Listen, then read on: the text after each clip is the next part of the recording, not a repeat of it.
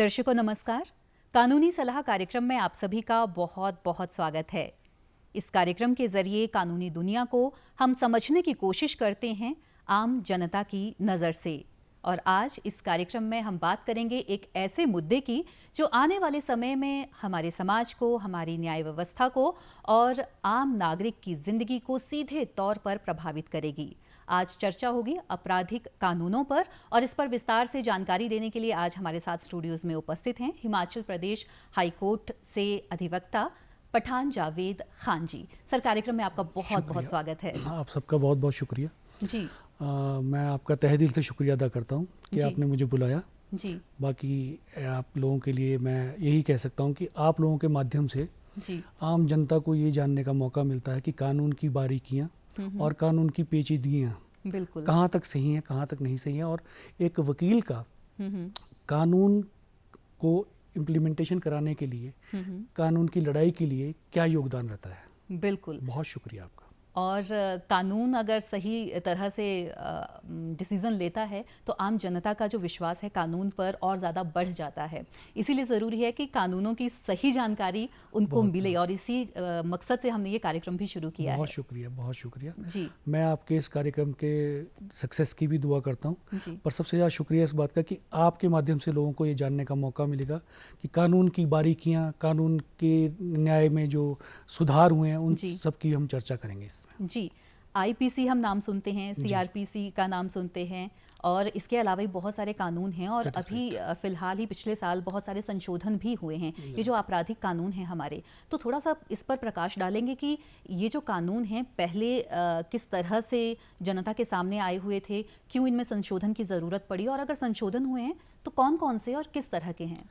Ma'am देखिए, ऐसा है कि जो आईपीसी थी जी, ये ब्रिटिश के टाइम से चल रही है। आईपीसी, सीआरपीसी, एविडेंस एक्ट, ये भी पिछले साल ही इसमें संशोधन हुआ है। ये 1 अप्रैल से 2024 से ये इम्प्लीमेंटेशन हो गया है। प्रपोजल इसका 23 से चल रहा था, मगर जो इम्प्लीमेंटेशन है वो पिछले साल से हुआ है। जी। तो इसमें कई चीज़ें जो चेंज की गई हैं वो सिर्फ थोड़ी सी उनमें उसको सिंक्रोनाइज करके उसको प्रॉपर तरीके से लाने की कोशिश की गई है। और जहाँ तक अब ये जो इसमें किया है इम्प्लीमेंटेशन, उससे बहुत ज़्यादा लोगों को फ़ायदा हो रहा है। जी। तो अगर हम आईपीसी की बात करें, इसमें जो बदलाव हुए हैं, कौन से बदलाव हुए हैं? मैम इसमें जो सेक्शन, जैसे हम अब एक ये जो पुराना उसमें था 376, जी, ठीक है जी, वो एक हीलियस क्राइम था। तो उसमें उन्होंने जो चेंज किया है वो थोड़ा चेंज किया है, मगर वो जो इम्प्लीमेंटेशन है ना जी, उसकी बहुत अच्छे से कर दी है। अब जैसे पहले जो सज़ा थी वो 7 to 10 ईयर्स आती थी ना जी, जो अब उसमें उसको बढ़ा के 25 ईयर्स कर दिया गया है, इवन माइनर्स के लिए। और 10 साल से कम तो है ही नहीं, और ज़्यादा से ज़्यादा लाइफ इम्प्रिजनमेंट भी है जी। एक चीज़, अब वो जो सेक्शन था वो चेंज करके 61 आ गया है, ठीक है। तो जो चेंज कर रहे हैं वो उसमें 64 आ गया है BNSS का। तो इससे लोगों में एक विश्वास बढ़ा है। और आपने आजकल देखा होगा कि रिसेंटली कई जजमेंट्स ऐसे आई हैं जिनसे लोगों की ज़िंदगियों में बहुत सुधार हुआ है। लिटिगेशन बहुत कम आ गई है और ख़ासकर कानून के ऊपर लोगों का विश्वास बहुत ज़्यादा बढ़ा है जी। इस चीज़ से ये बहुत फ़ायदा हुआ है जी। सीआरपीसी की बात करें तो इसमें भी कुछ एक बदलाव देखने को मिल रहे हैं, तो वो कौन से बदलाव? मैम कई जो इसमें जो बदलाव आए हैं वो थोड़े सिंक्रोनाइज्ड किए हैं इन्होंने, ठीक है। बाकी प्रोविजंस ऑलमोस्ट सेम है, पर थोड़े से सिंक्रोनाइज किए हैं, सेक्शंस चेंज किए हैं उनके। और जैसे हम डिजिटल एविडेंस की बात करते हैं या कोई इनकी बात करते हैं एविडेंस एक्ट में, इसमें भी बहुत चेंज किया है इन्होंने।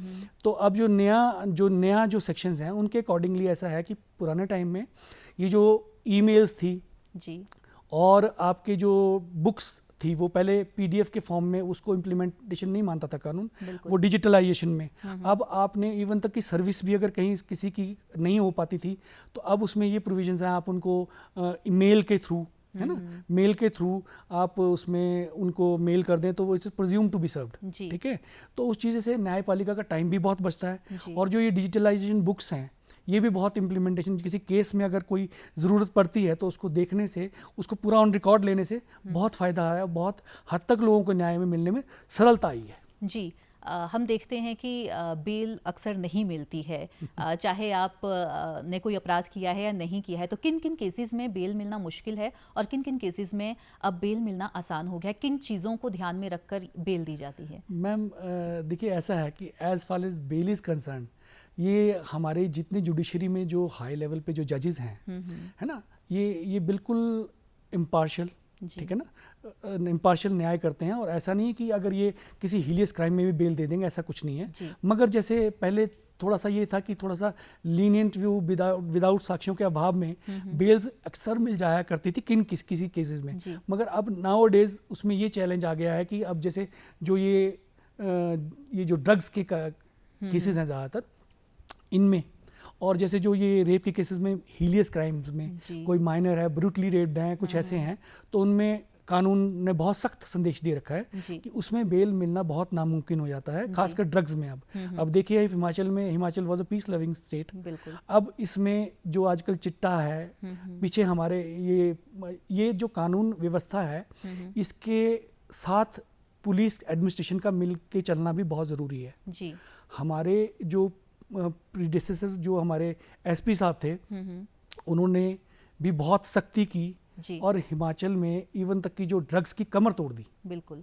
और इन केसेस में अगर बेल के लिए कोई जाता है जी, तो सबसे पहले कानून ये देखता है कि इसका प्रीवियस रिकॉर्ड क्या है जी। जज साहब ये देखते हैं इनका प्रीवियस रिकॉर्ड क्या है, ये हैबिचुअल ऑफेंडर तो नहीं है, या इसको कहीं ऐसे अननेसेसरी ड्रैग तो नहीं किया गया है। मगर तकरीबन 99% केसेस में सख्ती दिखाई जा रही है, ताकि लोगों में ये इस चीज़ का थोड़ा भय रहे कि अगर हम कोई ड्रग्स का काम करेंगे तो कानून हमें इसमें बिल्कुल नहीं बख्शेगा जी। ड्रग्स की बात की आपने, कई तरह का नशा आ चुका है बाजारों में जी। और जो युवा वर्ग है वो बहुत जल्दी प्रभावित हो रहा है। कई बार धोखे से दिया जाता है, कई बार वो खुद ही उसकी तरफ आकर्षित हो जाते हैं।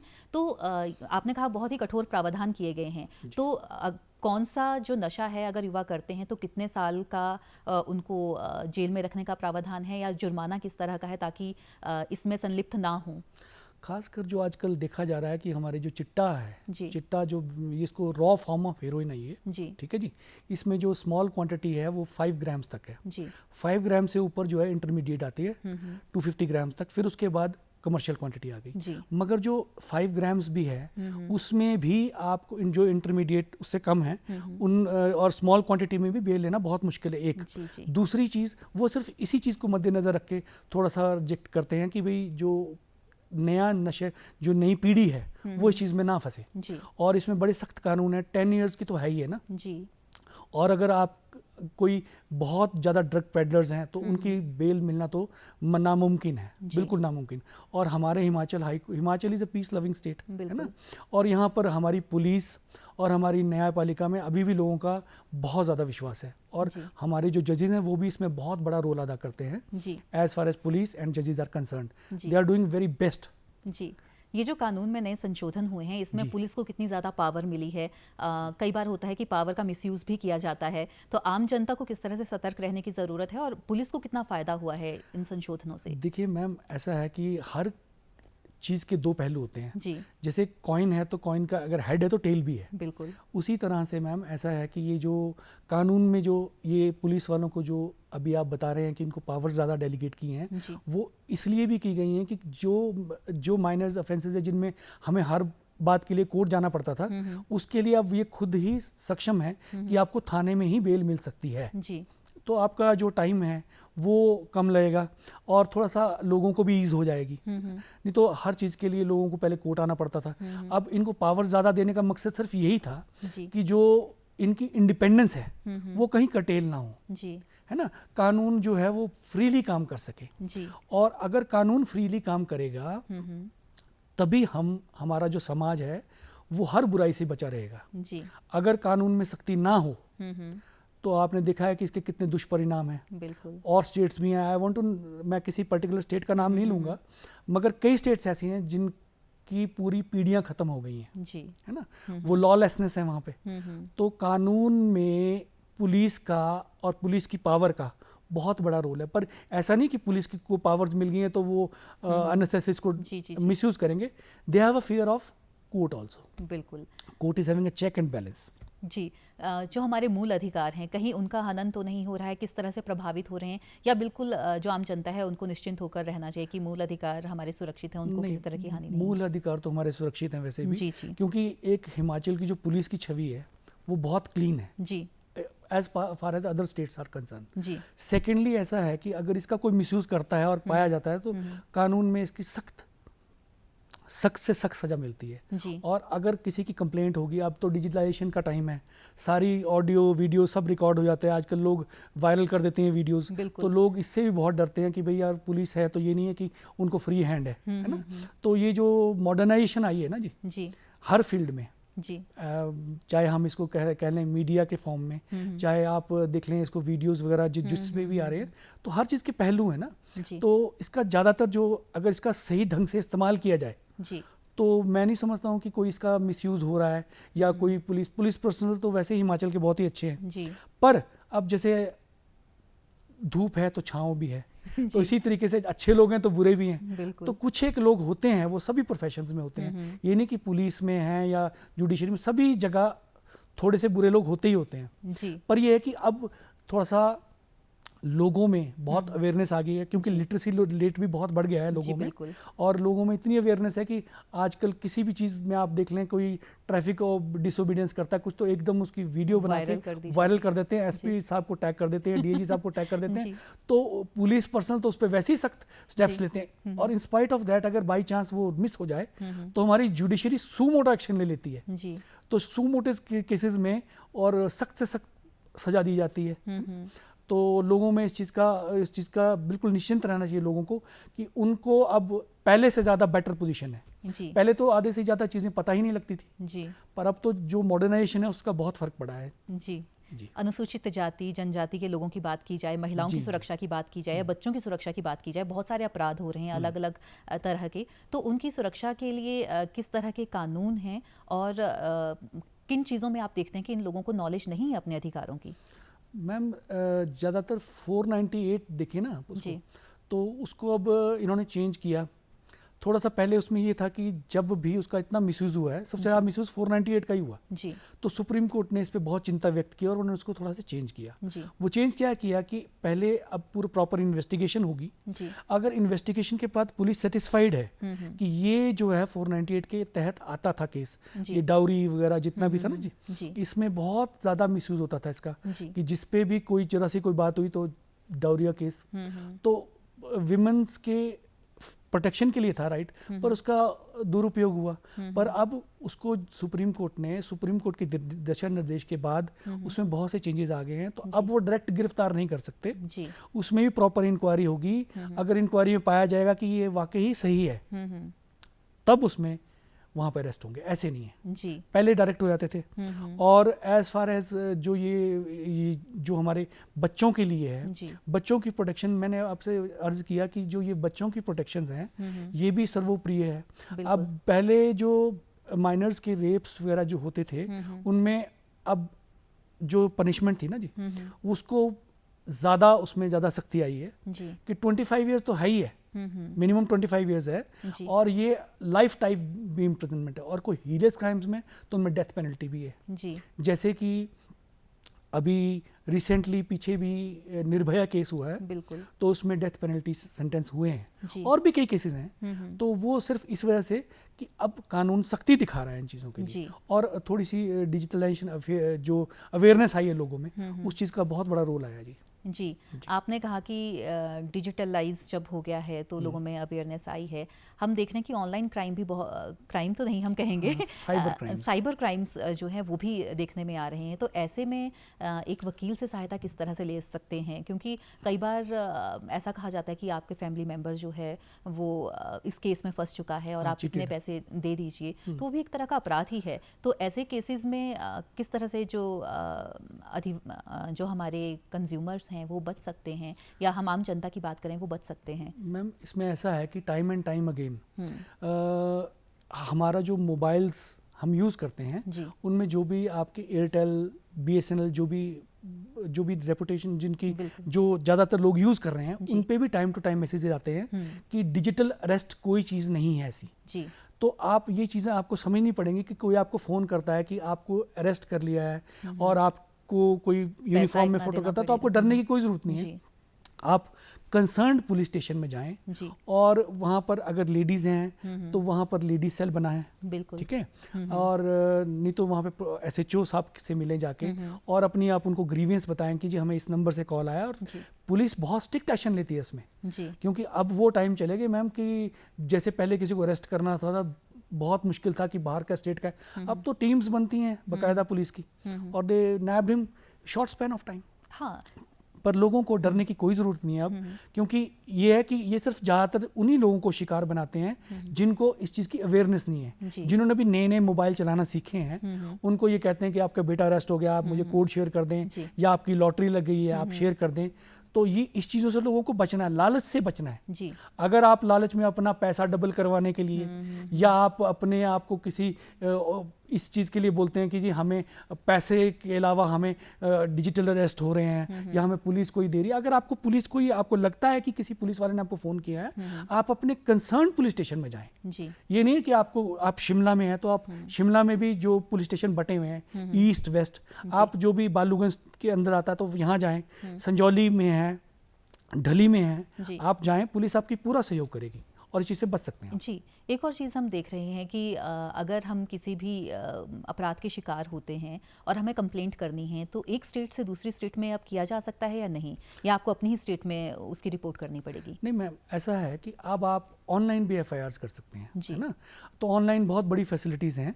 हाँ, पहले ये होता था कि लोग अपनी हदबंदी को में मद्देनजर रखते थे कि ये मेरा एरिया है, आप हिमाचल में थे, आप वो वहाँ चले गए, आप वहाँ नहीं हो पाएगी, ऐसा कुछ नहीं है। पोर्टल्स बने हुए हैं, हर स्टेट के क्राइम के पोर्टल्स बने हैं, जो ये क्राइम सेल्स हैं और पुलिस पर्सनल्स हैं, इन सब के नंबर डिस्प्लेड हैं और इनके ऑनलाइन पे आप पोर्टल पे शिकायत कर सकते हैं बिना किसी डर के।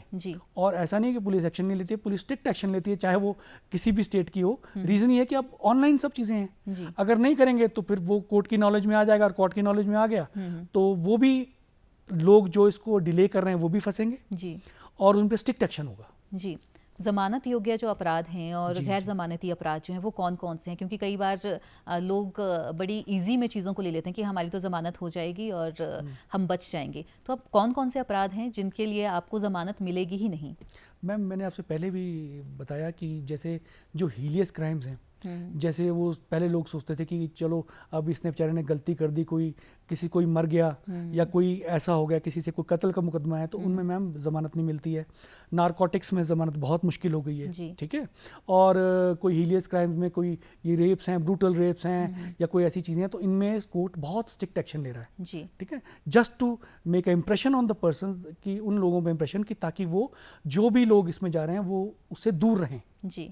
हाँ, ये कोर्ट की शक्ति तो है ही है जी। और जब आपको पुलिस अरेस्ट करनी आती है तो टाइमिंग्स क्या रहती है, खास तौर से महिलाओं के लिए, कि किस टाइम पे अरेस्ट कर सकती हैं, किस टाइम पे अरेस्ट नहीं कर सकते हैं? और जब अरेस्ट करके पुलिस ले जाती है तो जिसको अरेस्ट करके ले गए हैं उसके पास क्या अधिकार है कि किससे वो बात कर सकते हैं? जिससे भी बात करना चाहें ये अधिकार है कि पुलिस करने देगी उनको बात? मैम, बहुत अच्छा क्वेश्चन किया आपने। मैम, एक तो जो लेडीज़ है ना मैम, उनको आफ्टर 6 अरेस्ट नहीं करते हैं, ठीक है। अगर किसी केस में उनको अरेस्ट करना पड़ेगा तो उनको अपने गेजेटेड ऑफिसर्स को ये बताना पड़ेगा, वुमन ऑफिसर साथ में जाएंगे और वो प्रॉपर रिपोर्ट, वो अपने उनको सीनियर्स को सुपर को रिपोर्ट करेंगे। सेकंड, जो ये आपके जो मेल मेंबर्स हैं उनको अगर पुलिस अरेस्ट करती है तो उनको भी पुलिस का पूरा अधिकार है कि वो अपने लॉयर्स को फ़ोन कर सकते हैं जी, अपने किसी एक फैमिली मेंबर को फ़ोन कर सकते हैं, ठीक है। तो उनको पूरे राइट्स दिए जाते हैं और वो उसका पूरा प्रयोग करके, और क्योंकि अब पुलिस स्टेशंस में भी CCTV कैमरास हैं और इवन तक कि जो पर्सन अरेस्ट होता है उसको विदिन 24 आवर्स जी उसको मैजिस्ट्रेट के पास पेश करना पड़ता है। फिर उसका मेडिकल होता है ताकि उसमें कोई ब्रूटैलिटी ना आए जी, और अब तो मैंने आपको बता दिया कि पुलिस स्टेशन में भी कैमराज हैं। बिल्कुल बिल्कुल। तो उस चीज़ का इफेक्ट तो है ही है। वैसे तो हमारी जो हिमाचल है वो देवभूमि है और काफ़ी शांति प्रिय स्टेट है हमारी। आपने, जैसे आप अधिवक्ता हैं, बहुत सारे केसेस आपने देखे हैं, तो आपको क्या लगता है कि यहाँ पर किस तरह के केसेस ज़्यादा देखने को मिल रहे हैं और जनता जो है कितनी जागरूक है किन चीज़ों के लिए?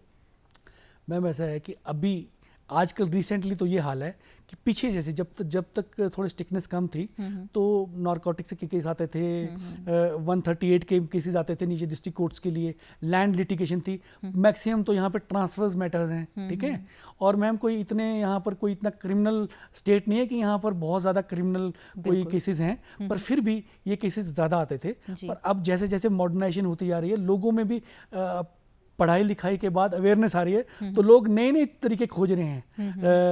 हर क्राइम करने के भी आजकल लोग नए नए तरीके खोजते हैं। तो मैम उसमें ये है कि थोड़ा सा चेक एंड बैलेंस तो रहता ही है, पुलिस का भी, कोर्ट्स का भी, मगर जो ये ज़्यादातर उछाल जो आजकल है वो नारकोटिक्स में ज़्यादा है। लोग सिर्फ पैसे की लालच में, खासकर जो हमारा यूथ है ना जी, वो बहुत जा रहा है इसकी तरफ, जो कि नहीं जाना चाहिए। इवन तक कि कानून भी स्टिकनेस कर रहा है और लोगों ने अपनी पूरी फैमिलीज बर्बाद कर दी इस चक्कर में। बिल्कुल। तो पुलिस और कोर्ट का तो साफ संदेश है कि जो इन चीज़ों में फंसे उसमें बेल बहुत मुश्किल है मैम। जी, एक अच्छी चीज़ हुई है क्योंकि आपने कहा कि महिलाओं को काफ़ी अधिकार मिले हुए थे और मिसयूज़ भी बहुत ज़्यादा हुआ। तो जो पुरुष वर्ग है उनके लिए कितनी रियायत हुई है, वो कितने खुश हैं कि कई बार 5 साल, 6 साल, 10 साल पूरी ज़िंदगी निकल जाती है केसेस में और बहुत इफ़ेक्ट करती है पूरी फैमिली को ये। तो कितना राहत भरा कदम रहा है पुरुष वर्ग के लिए? कोर्ट्स ने अगर कोई मैट्रिमोनियल डिस्प्यूट्स हैं तो मैम इनको ना सॉर्ट इट आउट करने के लिए इन्होंने मीडिएशन सेंटर्स बना रखे हैं हमारे कोर्ट्स ने भी। तो कोर्ट अपनी तरफ से पूरी एफर्ट्स करता है कि मीडिएशन सेंटर में केस जाए और ताकि उनको दोनों पार्टीज को बैठ के एक प्लेटफॉर्म पर मिलने का मौका मिले और उनके अंदर जो एक ये 3 वर्ड्स है ना मैम, जो ये जितने मैट्रिमोनियल डिस्प्यूट्स हैं इसमें एक 3 वर्ड्स बहुत बड़ा रोल प्ले करते हैं, EGO। ये हो गया ईगो। तो जो अपनी जो ईगो है ना जी, उसको दरकिनार रख के जब प्लेटफॉर्म आपका सेम होगा और आपको कोई मीडिएशन में आपको कोई सुपीरियर सुन रहा है तो आप अपना पक्ष रख के उसको सॉर्ट इट आउट करने की कोशिश करेंगे। और हमारे पूरे भारतवर्ष में जब यहाँ पे लोक अदालत लगती हैं उनमें इनको मौका दिया जाता है। मीडिएशंस कोर्ट पूरा एफर्ट्स करता है कि भाई मीडिएशन के थ्रू इसको रिजॉल्व हो जाए। पर मैम फिर कुछ एक केसेस ऐसे हैं जो बिल्कुल भी नहीं, वो 3 जो वर्ड्स हैं वो हटते ही नहीं है उनके। तो मैम फिर उसमें कोई ना कोई डिसीजन को लेना पड़ता है। पर लेडीज के लिए कानूनों में अभी भी इसलिए थोड़ी सी नरमी रखते हैं क्योंकि इनका एक्सप्लॉयटेशन पास्ट में बहुत हुआ है। बिल्कुल। तो उसको मद्देनजर रखते हुए थोड़ा सा एक सॉफ्ट कॉर्नर लेडीज के लिए रहता है। बीइंग अ मेल हमने भी ये चीज़ देखी है कि लोग खासकर लेडीज को बहुत ही मतलब उनको तो डबल नौकरी है, घर की भी नौकरी है और जो वर्किंग है उनको बाहर की भी नौकरी है। बिल्कुल। तो हमें थोड़ा सा मद्देनजर रखते हुए ना थोड़ा सा सॉफ्ट कॉर्नर गर्ल्स और ये जो क्या बोलते बच्चे हैं खासकर इनके लिए थोड़ा रखना चाहिए जी, बीइंग अ ह्यूमैनिटेरियन ग्राउंड। बिल्कुल। बाकी जो लॉ की स्टिकनेस है वो तो एज इट इज़ है ही है जी। वकालत का जो क्षेत्र है, अब आप भी उसी क्षेत्र से हैं और इसीलिए सारी जानकारी हमारे तमाम दर्शकों तक पहुंच रही है। युवा वर्ग अगर इस क्षेत्र में आना चाहता है, कितना सिक्योर है फ्यूचर उनके लिए? मैम ये आपने बहुत ही अच्छा सवाल किया क्योंकि ये जो नया जो हमारा जो नई पीढ़ी आ रही है हम तो पूरी कोशिश करते हैं और जो हमारे साथ के स्टाफ के लोग भी हैं या जो हमारे कलीग्स हैं वो तकरीबन उसको बहुत उनको इनकरेज करते हैं कि वो प्रोफेशन में आएँ और अपना बेस्ट टू बेस्ट दें। पर मैम अब जिस तरीके की जो आपकी मॉडर्नाइजेशन आ रही है उससे यंगस्टर्स को बहुत हेल्प मिलती है। नहीं तो पुराने टाइम में आपको कॉज लिस्ट का वेट करने के लिए 10-10 बजे बैठना पड़ता था, फिर वो आपको अब तो सारा with in A click of seconds आप सारा मोबाइल पे चेक कर लेते हो। जो भी आप कानून देखना है आप उसको डिफरेंट प्लेटफॉर्म्स हैं, AI जनरेटेड प्लेटफॉर्म्स हैं, उनको आप देख सकते हैं, फ्री ऑफ कॉस्ट देख सकते हैं। तो उससे भी आपको बड़ा बेनिफिट मिलता है। और मैं तो ये चाहूँगा कि जितनी भी जो हमारी नई पीढ़ी है उसमें आए और उसमें आके अपना बेस्ट टू बेस्ट देने की कोशिश करो। इसमें ऐसा नहीं है कि स्कोप नहीं है, इसमें कॉर्पोरेट सेक्टर में, क्रिमिनल सेक्टर में और सिविल में भी बहुत स्कोप है। तो आना चाहिए, लोगों को बढ़ चढ़ के इसमें पार्टिसिपेट करना चाहिए ताकि हमारी जनता को न्याय व्यवस्था दिलाने में बहुत स्पीडी जो है न्याय मिले। जी, पठान जावेद खान जी, आप कार्यक्रम में आए और इतनी महत्वपूर्ण जानकारी हमारे तमाम दर्शकों को आपने दी, इसके लिए आपका बेहद शुक्रिया। मैम बहुत बहुत शुक्रिया आप लोगों का। मेरे आपके भी जितने भी दर्शक हैं जो देख रहे हैं, अगर हमारा उनसे तहे दिल से शुक्रिया, और आपका मुझे बुलाने के लिए बहुत बहुत शुक्रिया जी। अब अपने तमाम दर्शकों से भी चाहेंगे इजाज़त, आज्ञा दीजिए, नमस्कार।